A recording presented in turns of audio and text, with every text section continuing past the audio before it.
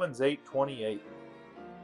This verse is often simplified into something like, God makes everything good.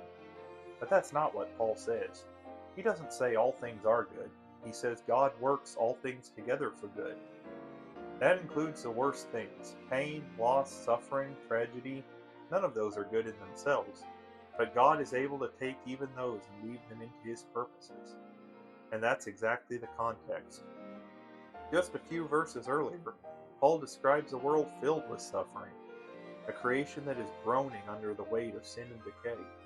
This is not a picture of everything being good, it's a picture of everything being broken. And yet, in the middle of that comes this promise. Not that life will make sense, not that pain will disappear, but that God is actively at work through it all, even when we can't see how.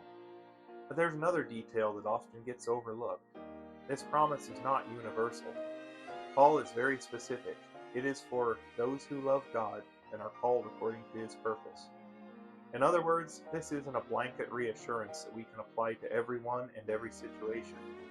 It's a covenant promise given to those who belong to Him. And even then, we need to understand what good means. It doesn't mean comfort.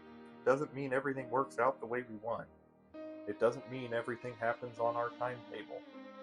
The good Paul has in mind is something deeper. God shaping us, conforming us, and carrying out His purpose through our lives. So Romans 8:28 isn't saying everything will turn out fine. It's saying even in a world that's broken, even in suffering we don't understand, God is still working. And He is working it, all of it, toward His purpose. And that's where this verse has real power. Because for someone outside of Christ, suffering often feels random and meaningless.